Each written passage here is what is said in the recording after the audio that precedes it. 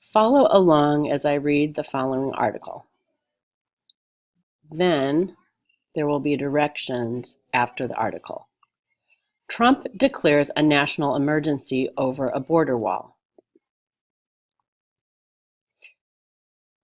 After teasing it for months, President Donald Trump officially declared the situation at the U.S.-Mexico border a national emergency. It will allow him to bypass Congress's constitutional powers to control spending.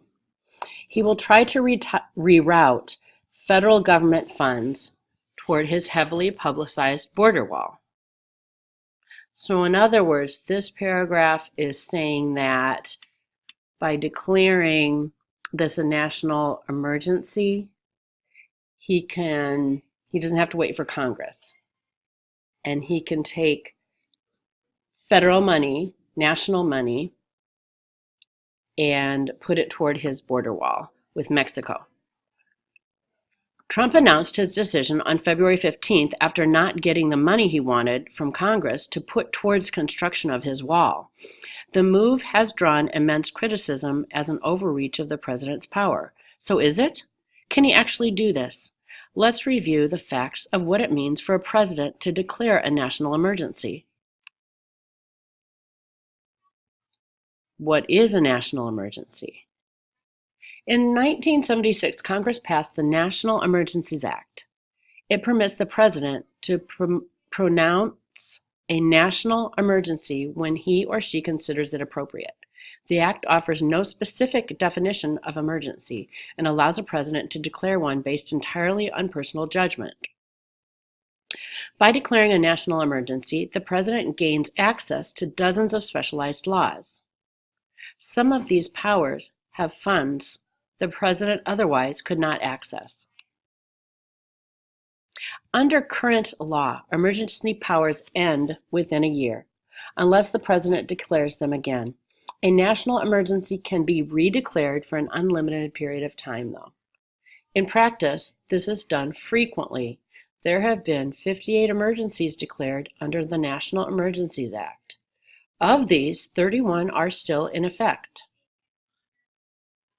When have they been declared in the past? Presidents have declared national emergencies since World War II. As the Washington Post reported, President Bill Clinton declared emergencies 17 times, President George W. Bush declared 12, and President Barack Obama declared 13.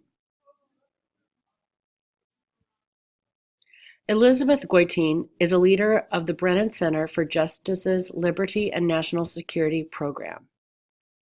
The Brennan Center is a group of lawyers who come up with ideas about what rules the government should make.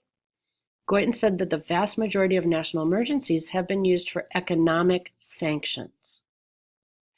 That is when the government makes it harder to do business for foreign groups or other countries whose activities pose a national threat. Now, what they're talking about is instead of going to war with a country, let's say, for example, a country is like it's a dictator, and the dictator is actually harming his own citizens, even killing his or her own citizens. If we don't want to be involved with the war, we can impose economic sanctions and say that their taxes are going to be really high. If we sell anything to them, we're going to tax it. We're not going to buy their things. We're going to put a high tax on their things. We make it really hard for them to do business as opposed to going to war. A handful of emergencies have been declared for other reasons, though. So besides putting sanctions on another country who's doing harmful things or being aggressive. Clinton declared a national emergency involving Cuba in 1996, for example. It prevented U.S. ships or aircraft from entering Cuban territory without authorization. Obama declared a national emergency during the H1N1 swine flu outbreak in 2009. It activated disaster plans to set up proper patient treatment. Bush declared a national emergency after the terror attacks of September 11, 2001. The order is still in effect. Is a national emergency the same as an executive order? In general, national emergencies have been declared through executive orders. This is all from the president. An executive order is a command issued by the president that carries the force of the law. Executive orders direct federal agencies on how to spend available resources. So in other words, executive orders tell agencies in the government that they can spend money on this thing because it's an emergency. Thousands have been created by past presidents covering topics as varied as the duties of the president. So this is executive orders, not national emergencies right now. Although national emergencies can be declared through executive orders. The U.S. Supreme Court, and that's the 9 judges that are the Supreme Court for our country, has only rarely said an executive order is invalid or that it doesn't count. So they're very rare when they say, oh, the president can't do that. One example is an order issued by President Harry Truman in 1952 that seized the country's steel mills during the Korean War. So President Harry Truman did an executive order, and he seized that country's steel mills, and the U.S. Supreme Court overruled it and said it was wrong. Another is a Clinton order in 1995 involving workers on strike. The Supreme Court overruled that one.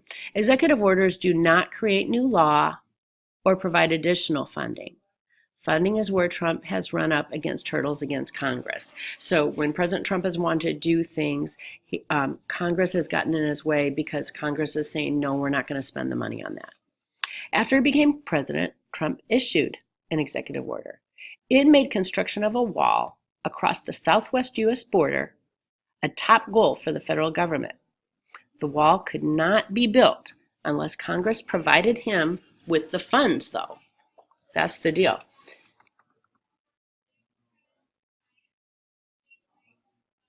How does a president declare a national emergency?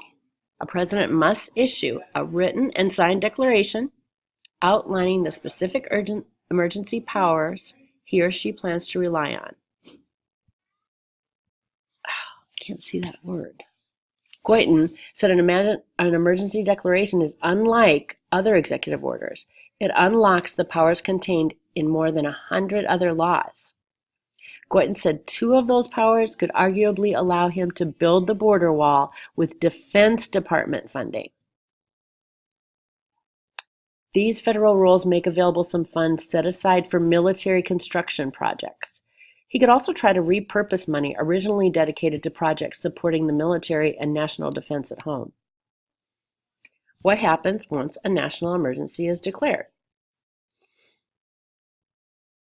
There aren't many limits on a president's ability to declare an emergency, but the president does not have complete freedom to act.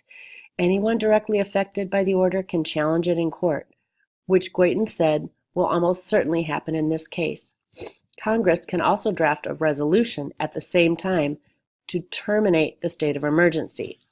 So the president can declare a national emergency, but anyone can challenge it in court, and Congress can write something up that terminates it. House Speaker Nancy Pelosi, a Democrat from California, is expected to bring up a joint resolution of termination in the House. So she's expected to try to write something up to terminate or stop the wall from being declared a national emergency. Doing so would force Senate Majority Leader Mitch McConnell, a Republican from Kentucky, to also bring up the resolution in the Republican majority Senate, putting his members in a difficult position. The House Democrats can also join an outside lawsuit or choose to sue on their own. So if you sue somebody, you stop them from doing something a lot of times. Finally, does Congress have enough votes to terminate the emergency declaration? So in other words, could this national emergency that Trump has declared that we need a border wall between our country and Mexico, could that be stopped? Like any legislation passed by Congress, the president could overrun the resolution and say, well, too bad.